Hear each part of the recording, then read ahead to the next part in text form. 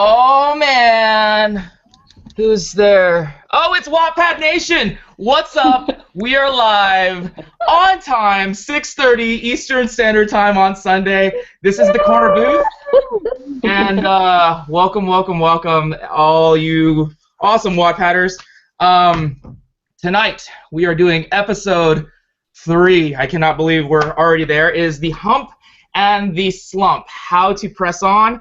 I would like to introduce this amazing panel. We're going to do something a little bit different tonight. A couple weeks ago, I gave them a challenge, and it sounds kind of silly, but it's actually, I mean, it's challenging. I mean, hence the term challenge. I asked them, please write 3 sentences describing yourself. You may not use adjectives. Yes. So we're going to start with, well, actually, I'll go first. I did this. So I actually call them Neanderthal introductions, but mine starts out this way. I am Nat. I love to laugh. I write to connect. Miss Sarah Benson. Okay. So I'm Sarah. I am a Jane Austen fangirl. I am a geek at heart, and I want to travel the world. That's very cool. Nice. Michelle? Okay, mine's lengthy. Holy smokes. All right. Okay, I'm an adjective junkie, guys. This was difficult. So, Professor Nat, this is what I have. I'm a mother. I am a mother of 4, writer, word enthusiast, dreamer, lover of romance and paranormal, advocate for what is right. My favorite things to do are being with my family and friends, riding horses, having gatherings with those that I love. That's all I got to say about that. All right, sweet. You read it so fast that I don't even know if you used an adjective. I think you cheated. I did. Somewhere down there. I think you cheated. I double, triple checked it. I did not. Mm-hmm. You're like, I'm gonna try to get it. I'm gonna try to get it by him. Miss Mary L. McGonigal Tabor. What do you got? I believe all prose writers should read poetry and a lot of it. Reading has saved my life since I was a child. I love romantic comedies. Awesome. I like romantic rom-coms. Yeah. Yeah, rom-coms. Those are good. Yeah. Miss Brittanie Charmintine. Okay, hello. I'm Brittanie. I come from Hollywood. I've always loved to laugh and to read, especially fantasy and science fiction. I live in the Northern California redwoods, and once I found 3 black Angus cows in my yard. And I used black as a noun combined with Angus and not as an adjective, just to clarify. Yeah, that's right, because cows have feelings. Don't put labels on cows. That's racist. What's the matter with you? They're called black Angus. Did you have? Okay, so black Angus. That's like a type of like really expensive Angus, isn't it? Or am I thinking of the wrong thing? Yes, and they were enormous. Oh, I thought you were gonna say, and they were delicious. Awesome. So every week we're gonna kind of do something a little bit fun.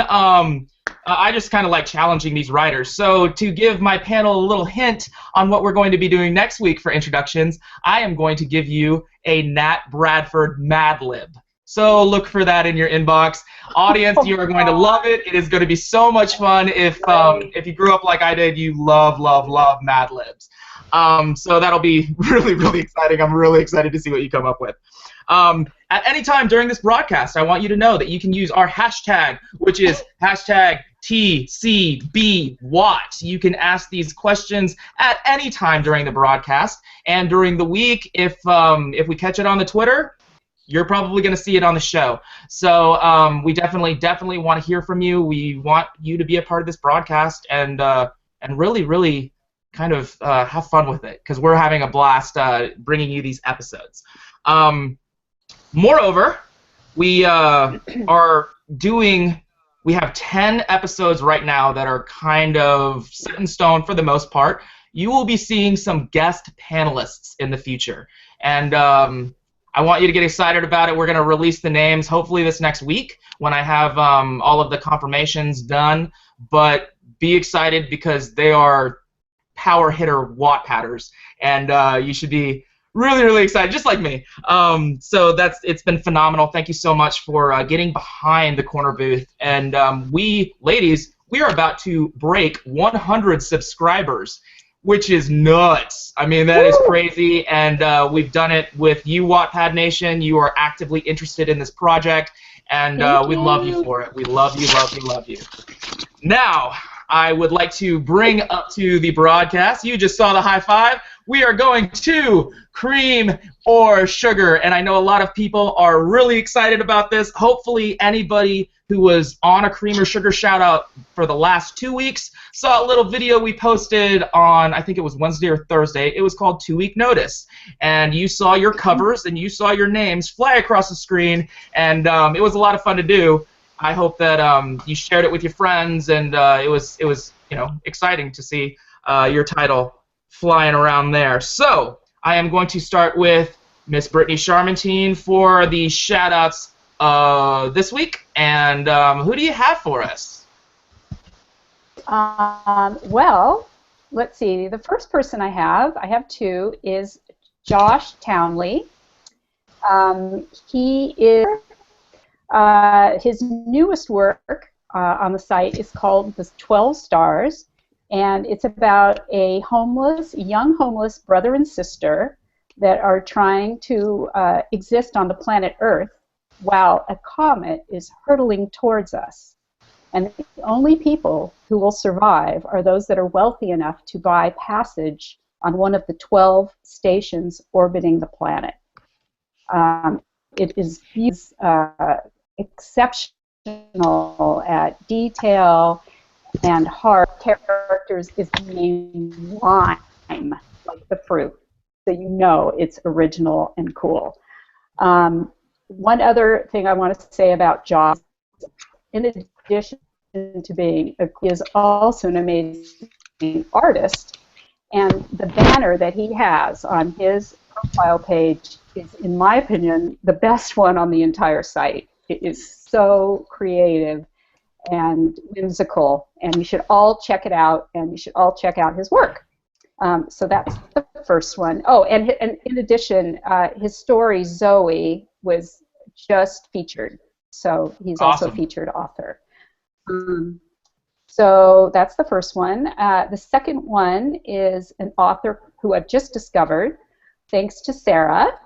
And the author's name is The Pale Rider. And the book that I've looked at, that I've read, is The Garden of Bones. And the thing I like about it, description, is so beautifully done, and it's done in, it's so hard sometimes when we're writing we think, oh, we need to describe this scene in detail to make it come to life for the reader, but then you kind of get lost in that detail and you lose.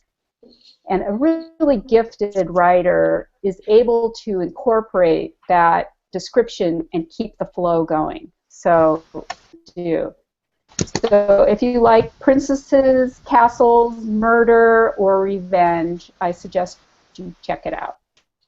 And that's it. Awesome. Yeah, totally. I'm totally down with that.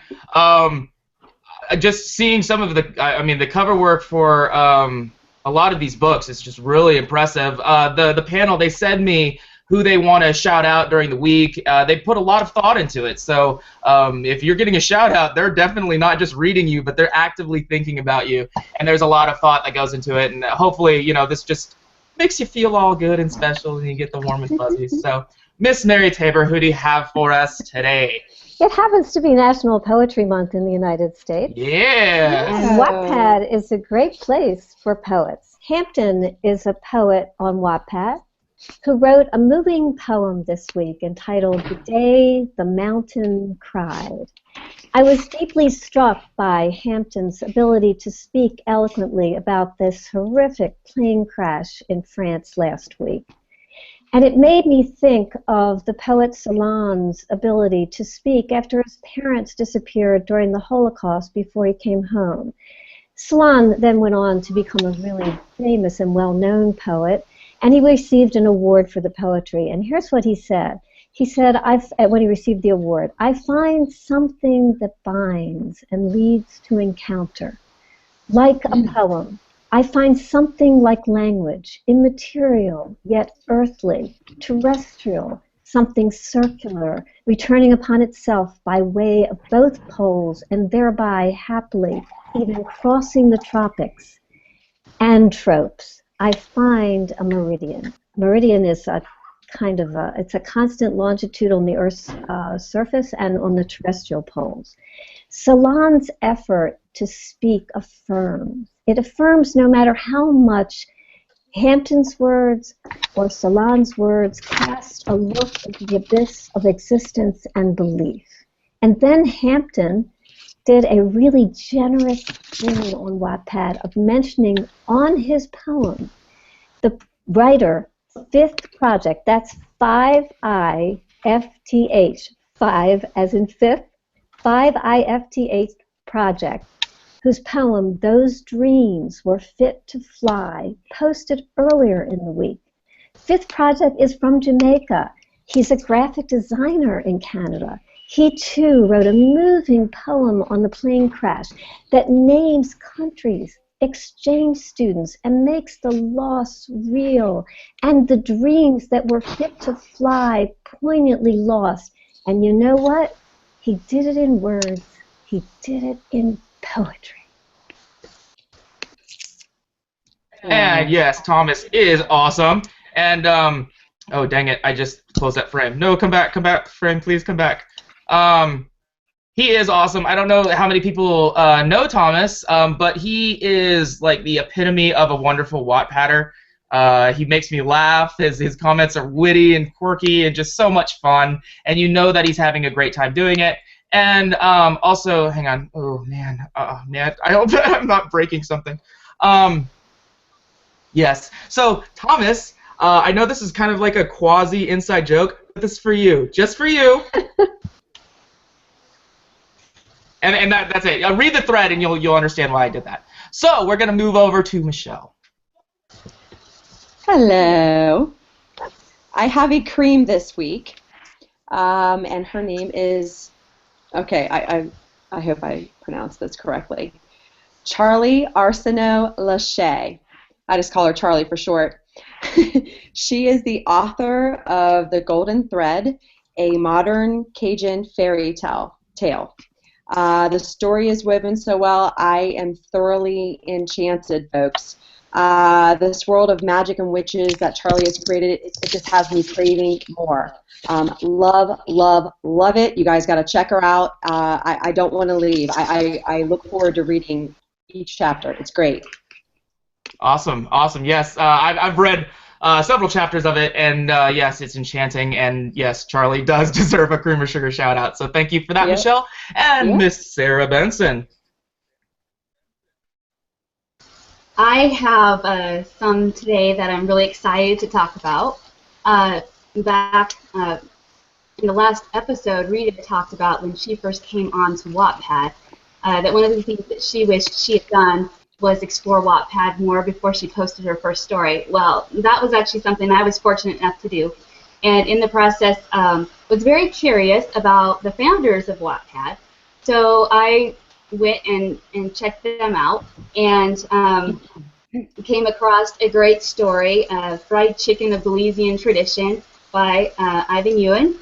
And oh, dang it, I don't have that cover. I actually have his fan fiction. It's Deep Space Nine. That's okay. Or I'll put it up anyways. Sorry, Ivan, my bad. I should have said the story, so that's all right. Yes, good, because I covered that one too. And so I've been to Belize a few times and absolutely adore the country, and so it was fun chatting back and forth with him. And I thought, how cool is this? The co-owner of the company is speaking back to me about his story, and we're having a fun conversation about our experiences in Belize. Anyway, so fast forward that, I posted my story, had a lot of fun with it, and my father-in-law is actually a writer, and what's unique is that he travels the world building different buildings for embassies. And so he's got all these amazing stories about his travels around the world. And so he was inspired. I convinced him to finally get his story on Wattpad. So this is at Lloyd Benson.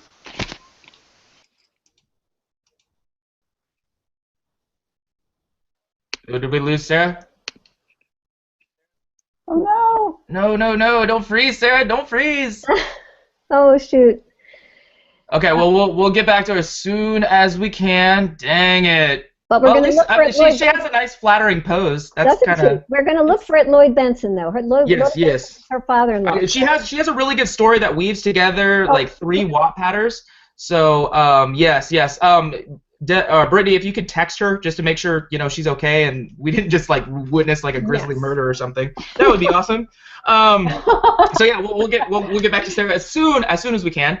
And but right now I do want to mention that in addition to the 2-week notice videos, that's what we're going to be calling. We'll be doing bi-weekly videos, and it will be an accumulation of all the shout-outs that we have made over to broadcast. So look for the next one in 2 weeks. And after episode 5, we are going to be starting something called 15 Minutes of Fame.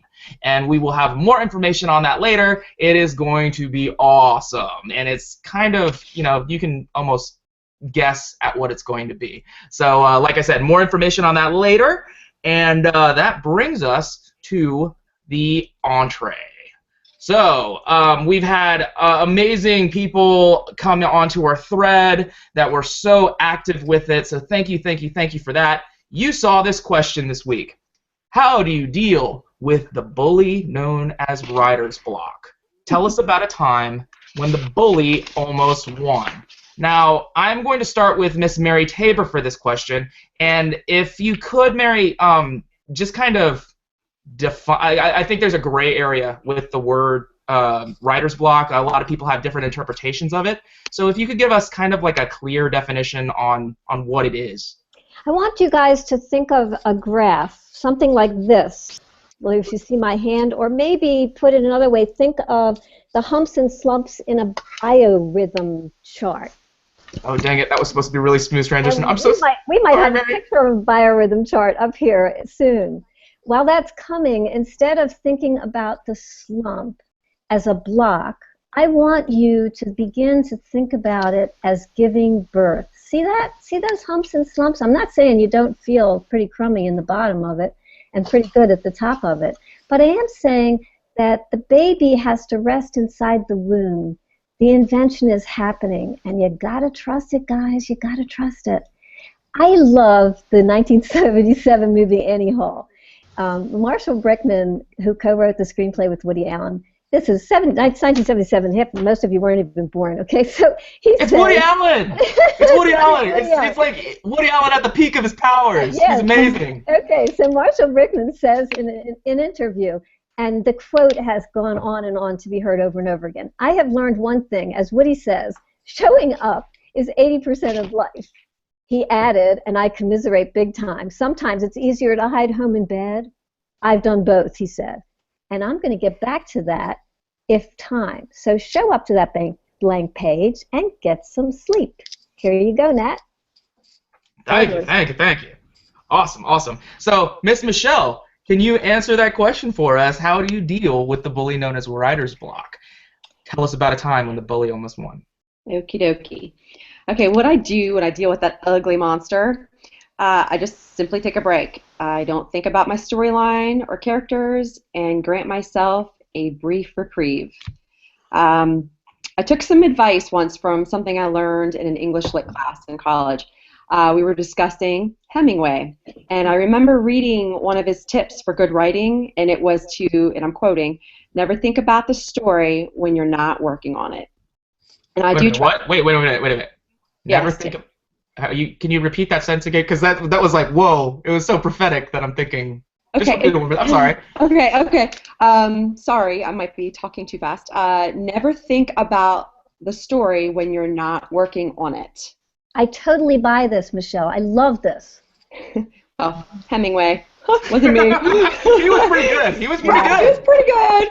I do try to heed that for the most part.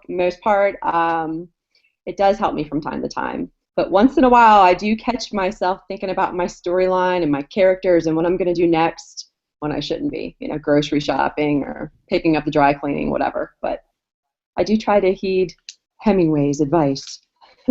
It's not bad. It's not a bad fortune Yeah, you it's could have, pretty you good. know? Pretty good. Yeah, I like it. Yeah. When the bully almost won, it happened when I was writing my first novel, Invoke. And I took a month off and went back when my nerves were more stable and when my brain was actually fresh. Sometimes you need to unplug. Like, seriously, that you just have to, and it's brilliant advice. Very, very, very well said. Of course, with the assist from Hemingway, that's pretty awesome. Miss Brittanie Charmintine. Great answers, and I've learned something that I'm going to take with me. So I thank both of you for that.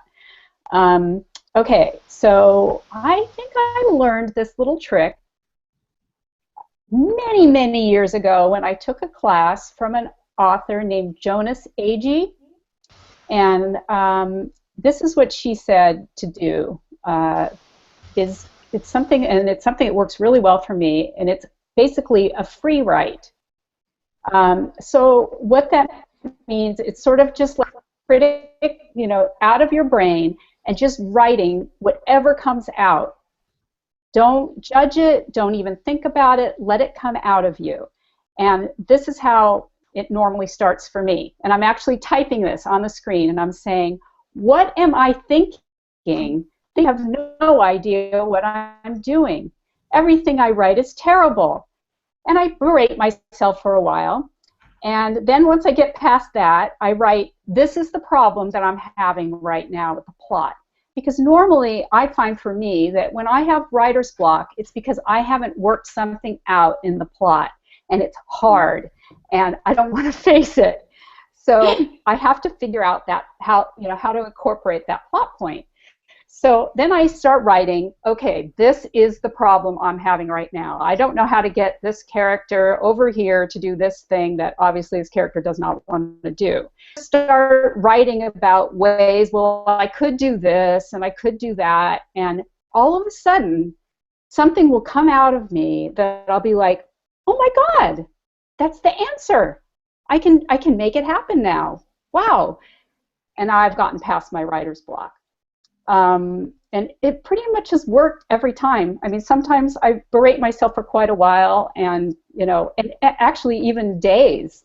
But eventually, it just seems to come out at one point or another.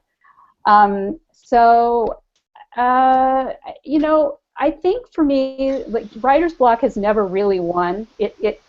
I relate it, or it's kind of, to me, it's like having the flu, which I just had. And it was super unpleasant, and I felt terrible, and I had to get past those horrible symptoms before I could feel better, and that's what writer's block is. Just you have to sort of ride it out. You'll have your good times, sort of like Mary's graph. Yeah, absolutely. So that's it. Jason Howell posted like a really, really cool. I mean, it doesn't really have to do with writer's block, but it's kind of like the arc where you write a story, and it's on our thread, and it is, I think it's called Friar's Arc or something like that, and it's really clever, but it looks like a roller coaster, and I think that kind of encompasses the whole experience of writing in general, because sometimes it just goes so fast, or it just feels like it's never going to stop, and sometimes it makes you just want to throw up. Like, I mean, there's so many different things that I think that it encompasses. So yeah, it's really, really brilliant. That you kind of put it in the flu kind of terminology. I like that. Miss Sarah Benson, I'm so glad that you're back. Well, we will get back to your shout-outs, but I do want you to first answer this question. Okay, great. So, writer's block. My personal opinion is writer's block has less to do with an inability to think up story or plot. My opinion is it's more of a psychological block, because oftentimes it comes when you start to kind of lose sight of the story. So if you, for example, let's see, just trying to get my thought here together. Like, like Britt mentioned, if there's a problem with your plot, again, if you're very confident that you've got a solid story, that the Oh no! Oh, no. Oh, no. She was on roll too. No. Let's see if she comes back. Oh man, I'm so sorry, everyone. And man, oh, okay. One of these times, Sarah's gonna be actually able to finish something that she wants to finish because she's such a wonderful and smart person, and she has so much to share with you. So hopefully we get this taken care of ASAP. Man, that's so terrible. Sarah, come back, please, please, please. She's striking a pose though. Yeah, I know, it's great. It looks good on her. It looks She's so good. pretty. It looks good. I like it. I like it a lot. I bet it has something to do with her Wi-Fi signal. It could be. I know that she was trying a different it does, place. actually. I think she's in her office this time just to see if the connection was better. So, like I said, Wattpad Nation, we are, it's trial and error. We're going to try certain things, and they're not going to work, and we'll learn from it, and hopefully the next episode will be 10 times better. For example, we started on time today, so, that's pretty awesome. 40-minute, we're getting there. We're getting there. During the week, when we posted that question for everyone on our thread, we got an amazing response. Thank you so much, so much for responding to it. Our panel would like to recognize some of the responses. So, Michelle, I'm going to start with you. If you would read yours, and we're just going to go down the line. Bear with me a second. Mine is from, oh Lord, Carrie M. Solomon. I think I have it Sure. correctly. This is what she says. He. Oh, I'm he. sorry. Karim Solomon. He's a he. I think he would like Sorry, to dude. Our bad. My apologies. Okay. He moves to say, I don't believe that much in the writer's block thing. I believe there are unplanned stories. That's where writer's block arises. As I'm not familiar with such a problem so far, I have no treatment for this issue. But I do know planning. The least level of planning is to know where the plot starts and where it ends, and who the key characters are. I also believe that we are too harsh on ourselves, harsher than our readers. I agree. Sometimes we don't feel like writing because we think it won't be appealing to our readers. Mm-hmm. Many times I felt hesitant about posting chapters I wrote because I thought my readers wouldn't like it, but I was always wrong. Write now, edit later. I like him. It's awesome. It's so I mean, very insightful, wonderful comment. Thank you so much for posting on our thread. I bet you didn't know that you'd be getting a shout out for that. Miss Mary Tabor, if you would like to read yours. This is from Juliet Lyons, and actually Juliet has sent in a question too. That if we have time at the end of the question, towards the end of the show, we're going to do something. We're going to do some mailbag if we have time.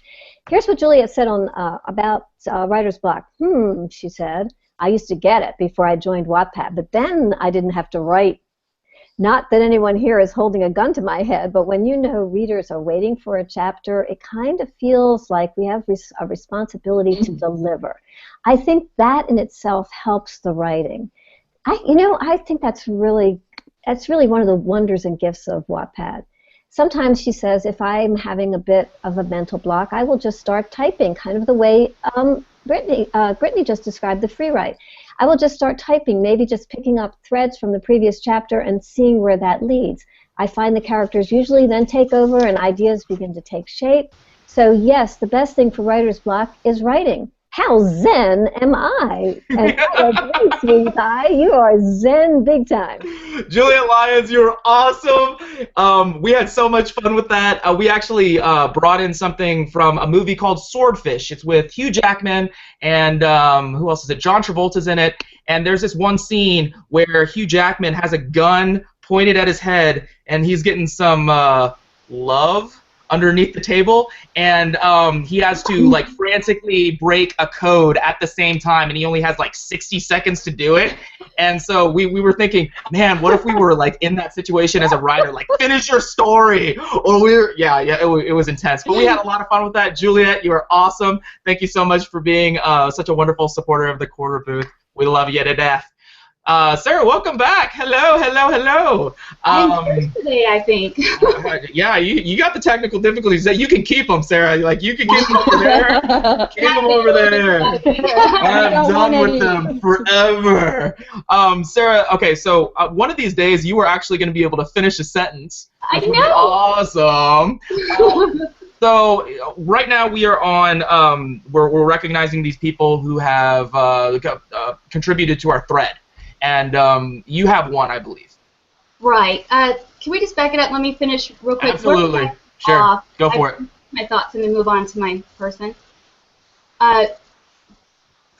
Just really quick, the point I wanted to make more than anything is that oftentimes writer's block is a psychological block, and that it's less about, because I often have kids on Wattpad ask me, oh, I can't figure out the characters, or I can't figure out the plot, or I think it has more to do with like the motivation.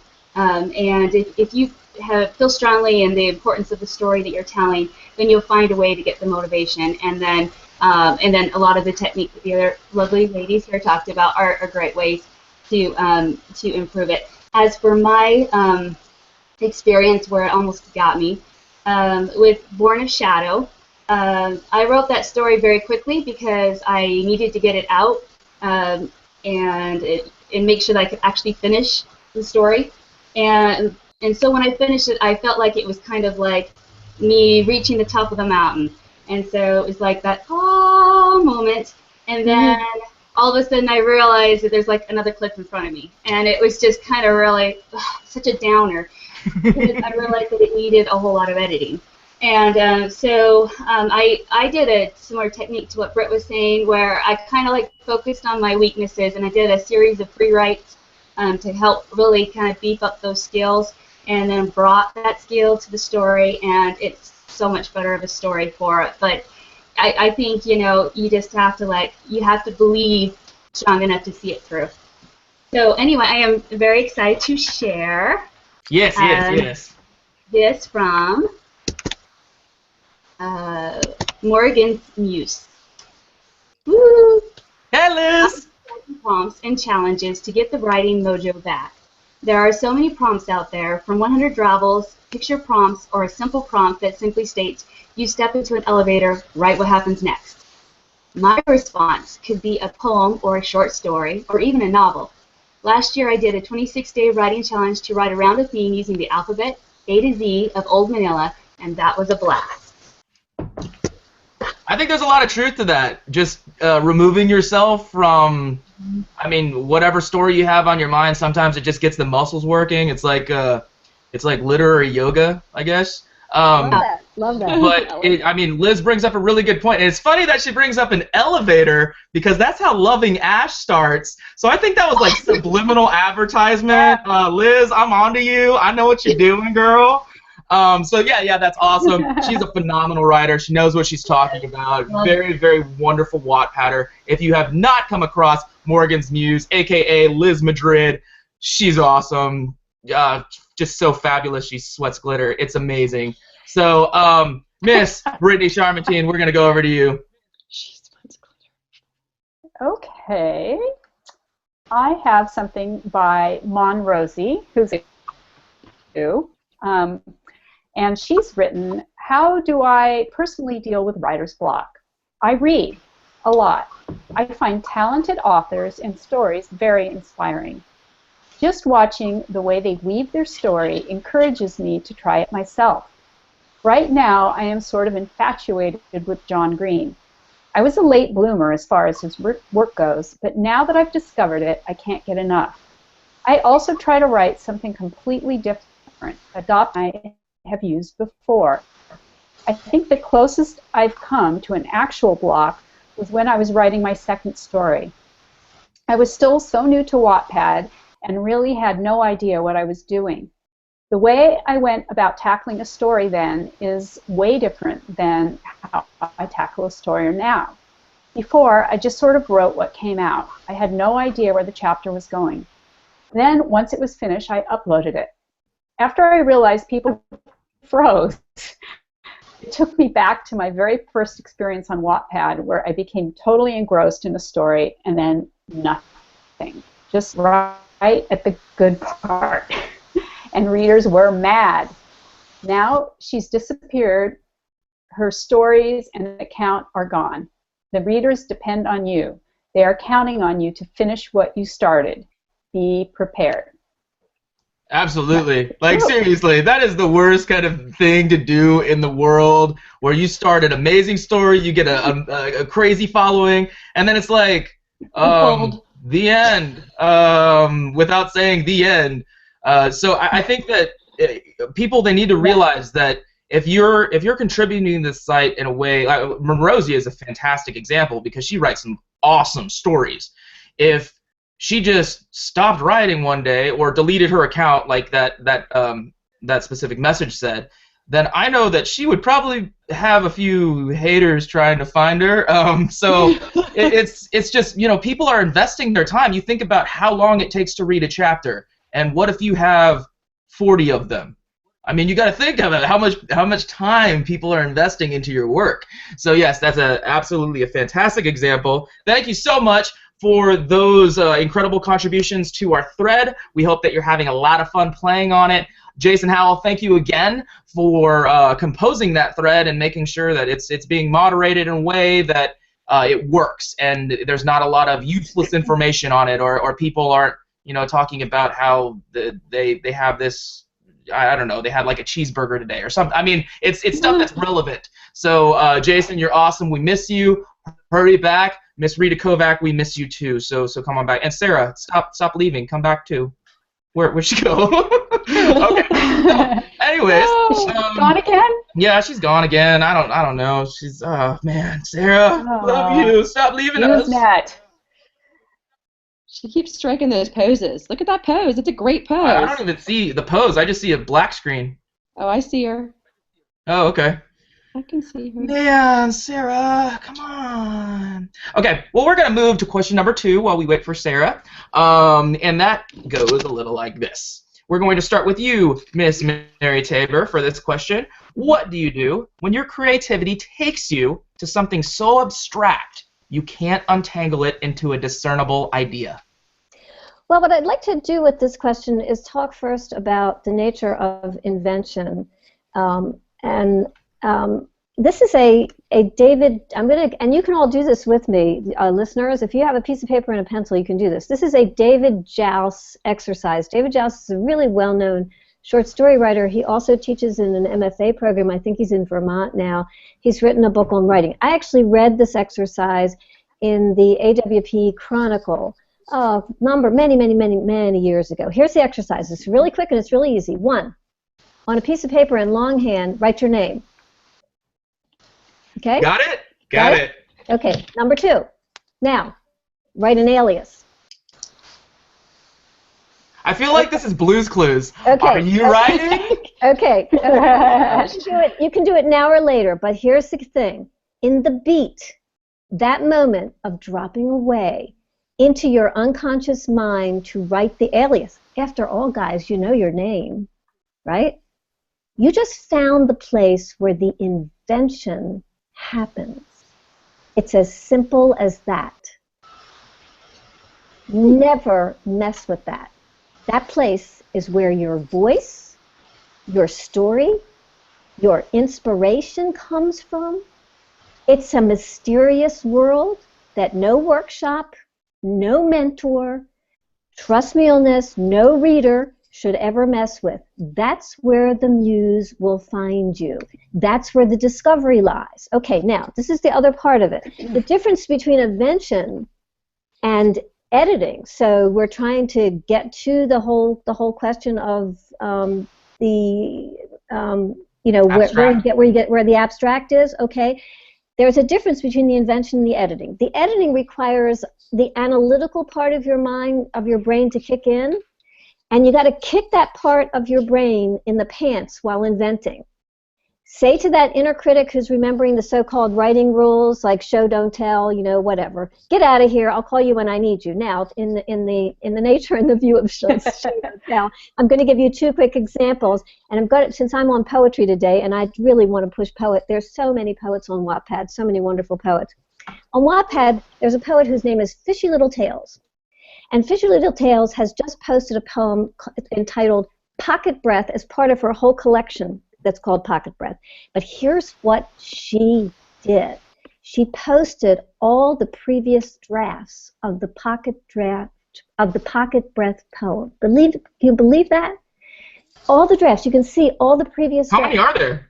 Well, there's just, I think there are 3 or 4 up there, but I've got a second example that's even more. But her last version shoots like stars, and if I could have voted twice, I would have. Now, here's another example from the canon. This is about a villanelle. And this villanelle is entitled One Art, and it's by the poet Elizabeth Bishop, it was written a long time ago, and I just want you to know that it was quoted recently by Cameron Diaz in I love romantic comedies, in the chick flick In Her Shoes. She quoted the poem One Art. The poem was invented before it found its form, the villanelle. The villanelle, just by the way, is a complex form of rhyming and repeated lines, and you can Google it and look it up and figure all that out. That doesn't matter. Then it went through, believe it or not, 16 drafts before Bishop thought it worked. And you can find and read all of these drafts, and boy, does it work. Of course, the invention is continuing in the editing, or we wouldn't have this gorgeous poem, because it closes with this line: the art of losing's not too hard to master, though it may look like, write it, disaster. So guys, when you feel lost, write it. Even when your work, your life feels like disaster, write it. Beautiful. Beautiful. I love it. I love it. That. There are so many crazy good poets on Wattpad. It is just, sometimes I read it, it's just, you get that green kind of envy. It's like, why can't I do what you do? Because they're so brilliantly talented. So yes, poets, we are reading you. You are just as important as a novelist or any sort of storyteller that's on Wattpad. Don't let anybody convince you otherwise. We love reading your stuff. I think a lot of it is because it's a malleable kind of idea that you rotate and turn in an amazing direction, and it's so creative on what you guys can do with the 26 letters of the alphabet. I'll give you that. Miss Michelle, what do you got for us? Okay. What I do is I just write it anyway. I then go back and I revise the hell out of it so people can actually read it and make sense of it. That's all I do. Oh, it's great. I think it's awesome to just kind of suck it up and do it. At it. I mean, that's awesome. That's awesome. Simple response. Miss Brittanie Charmintine, when it comes to trying to make something abstract into a discernible idea, what do you do? Both of those answers were amazing. And again, I've learned something. And so I think I am a very literal person, and so I read this in a very literal way, this question, and I assumed that it meant that if I came up with an idea that can in no way, shape, or form be communicated to any other being but myself. And what would I do with something in that form? And so what I would try to do is the same thing I try to do when I have a dream and it seems so bizarre, and I think, well, what was that dream really about? And so what I have to find is the essence.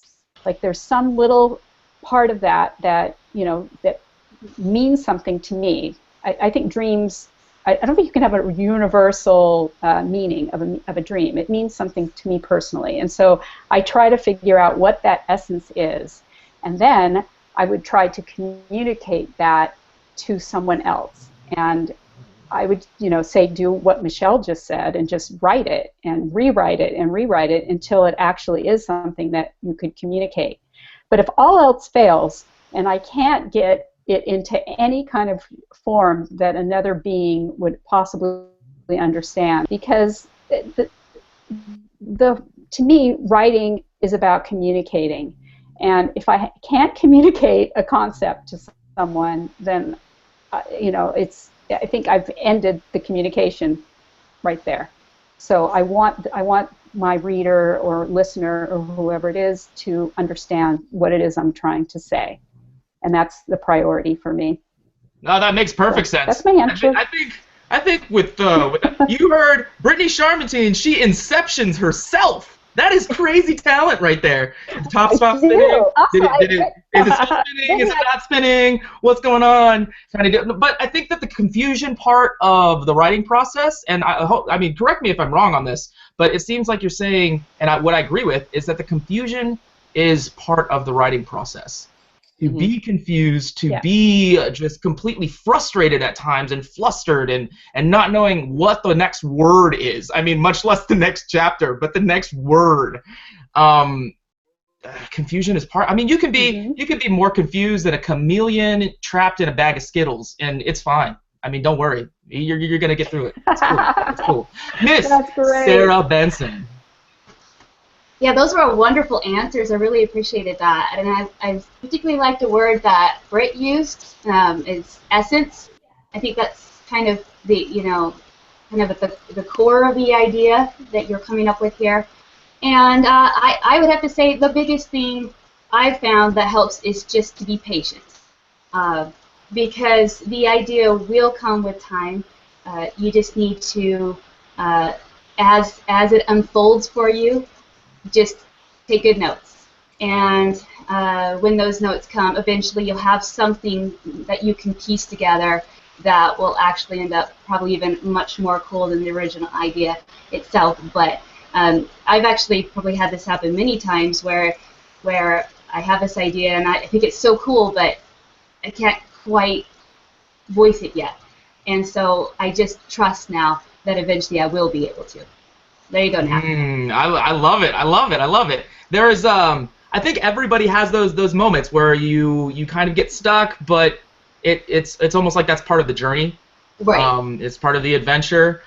Because we're adventure writers. What up? What up? Yes, it's right there, right with you. Absolutely, of course. And these are fantastic points. So thank you so much, panel.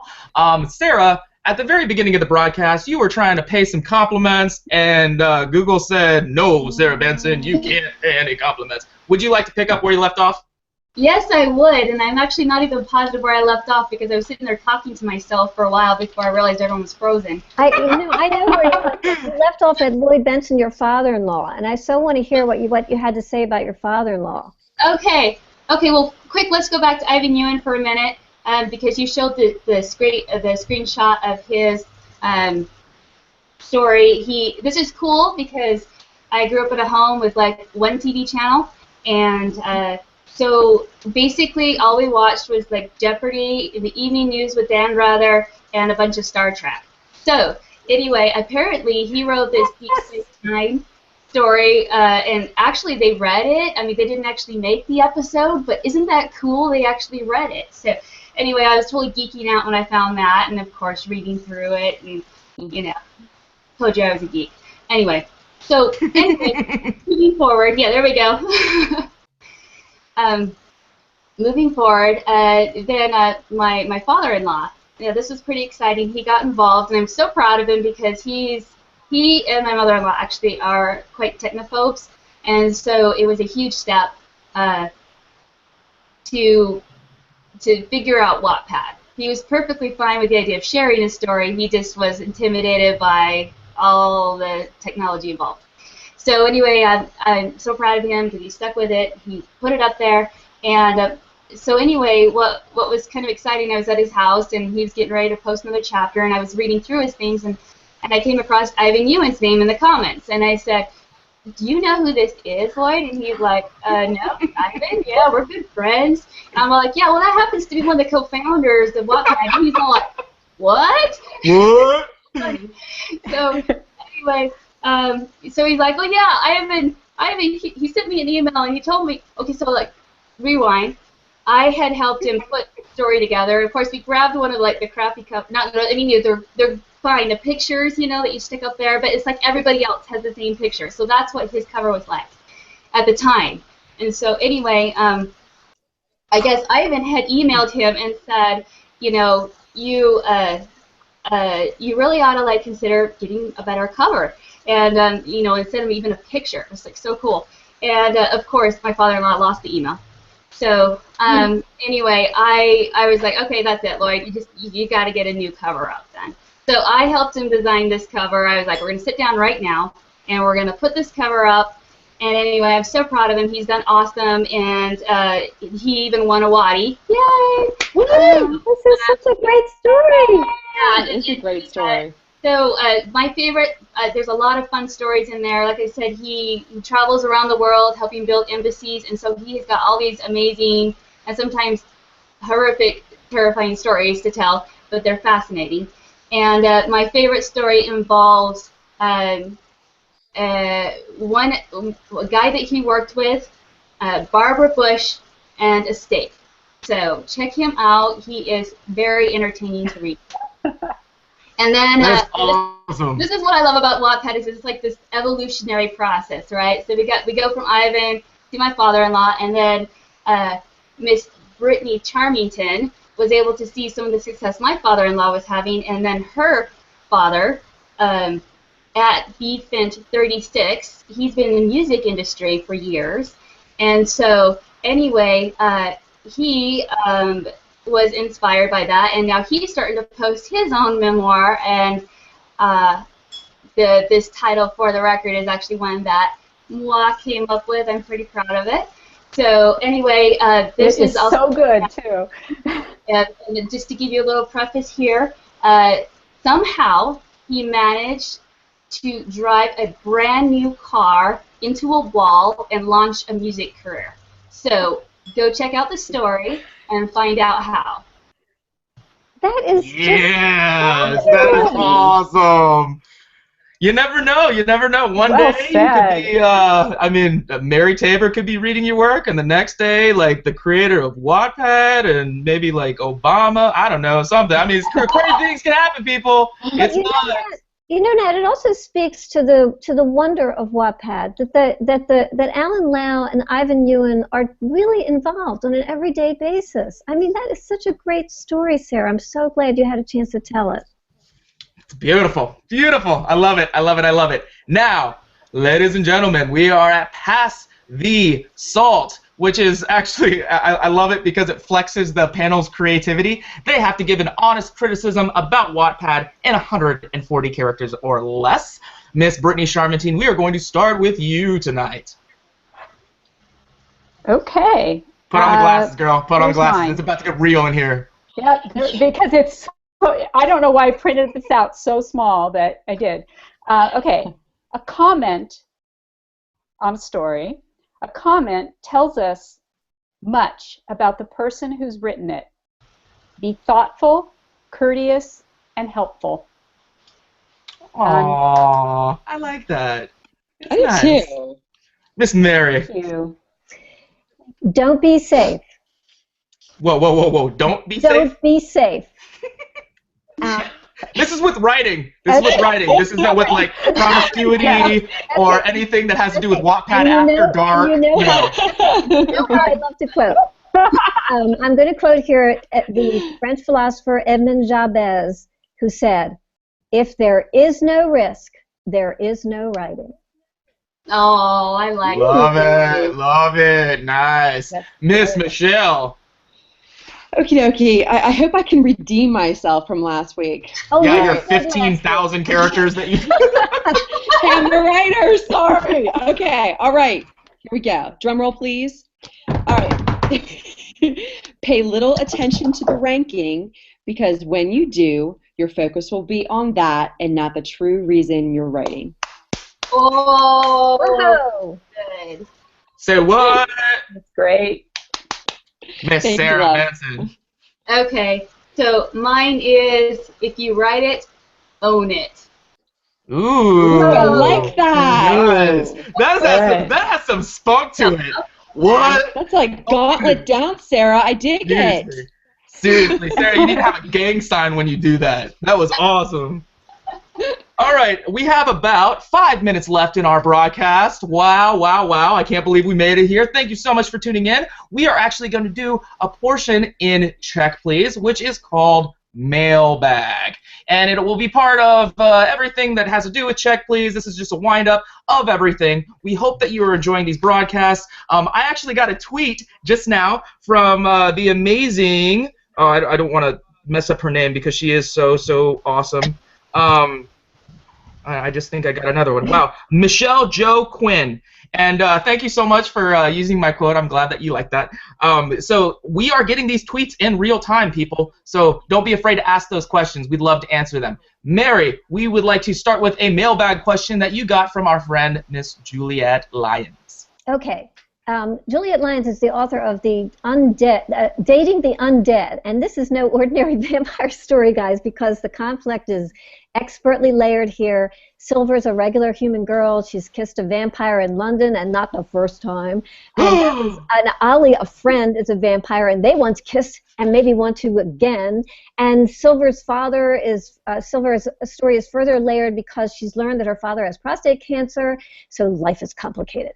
Juliet Lyons asks, in writing we hear about a plot being character-driven versus plot-driven. Which do you think is most important? So shall I jump in here, ladies? Why don't I jump in and then I'll give you Serrera's question, because I have thought about this question quite a bit. Ian Forster, guys, in the aspects of the novel uses this example. The king died and then the queen died. And then he says, the king died, and then the queen died of grief. And in his second sentence, it answers the question why. And when you answer the question why in your story, you pretty much have to build a character, and that means creating the sort of person who does things in a way that make him come alive on the page. How he ties his tie, washes his dishes, talks to his partner or to himself. All those details create character.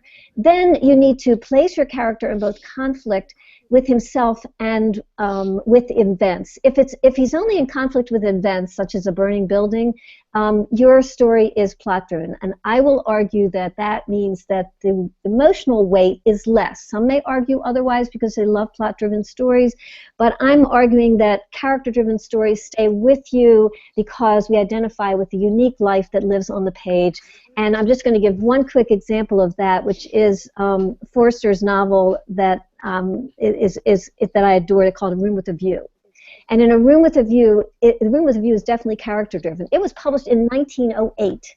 But in 1985, James Ivory and Ishmael Merchant made it into a movie, and it's a flick that still stands because its adaptation is character-driven. And Juliet, your story has weight because, yes, I did read it, because Silver is conflicted about the kiss, because Silver's friend is Ali, because she's a breathing character as a father, and so you've got layered conflict, and you are already character-driven. Awesome. Yes, Miss Juliet Lyons, we love you. Thank you so much for your question. You're awesome. I want to get to this question really fast. We have about 2 minutes left. Miss Sarah Benson, you are awesome at writing culture, so I want to give you this. It is from @Serrera, and she asked, do you think people would be interested in a Hindu love story where a young woman must confront and rebel against the requirement for an arranged marriage? Her story would be autobiographical. Absolutely. I am already reading stories just like this. One in particular, I think The Mismatched Half is one that I'm reading. And I personally absolutely love reading other culture stories, and actually I love to PM them, and they probably think I'm funny, but I'm all like, one of my friends, Hassa, I think I gave her a shout out last time, she has one sister who had an arranged marriage and one sister that actually had a love match. And so it was just fascinating to write to her about the experiences between the two. And ironically, I said, so do you think one's better than the other? And she's like, no, I don't think so. It's, they're both happy, both have kids now. And I'm like, oh, it's just so weird for me, the idea of my parents setting me up. I think it would be, I probably would blame every problem in my marriage on my parents, like, the rest of my life. But apparently they do it different. So no, please do. I love stories like this, and I think that people love to read about what they're not familiar with and to, like, learn. Mm-hmm. Absolutely. I hope that helped you, Miss Serrera. We really are looking forward to seeing what you have. Let us know in our thread how you're doing, or send us a tweet, send us a private message right on our wall. We would love to hear from you. You are supported here. So the last thing that I would like to do for our check, please, is bring up the Just Write It Challenge. Please take the pledge. We have a link down below in the comments section, along with all the links for this wonderful, awesome panel. And it's basically, hey, try to write 10,000 words in 30 days. We know you can do it. We know you can do it. And this month, it's humor, which was kind of weird because they had R.L. Stine take over Twitter, and I was just like, all right, I guess it's ironic. I don't know. So anyways, make sure that you take the pledge. Let us know what you got. We'd love to read it. Thank you so much for joining us at the Corner Booth. Next week, we are doing a little episode entitled, I'm like getting ahead of myself. That's awesome, Nat. You're a real professional. Well, we are doing an episode called Babies and Formulas. Don't whine, don't overthink. We hope that you join us next week. We'll be looking forward to it. Thank you so much, YPAD Nation. Ladies, say goodbye. Bye, guys. Bye. Thank you.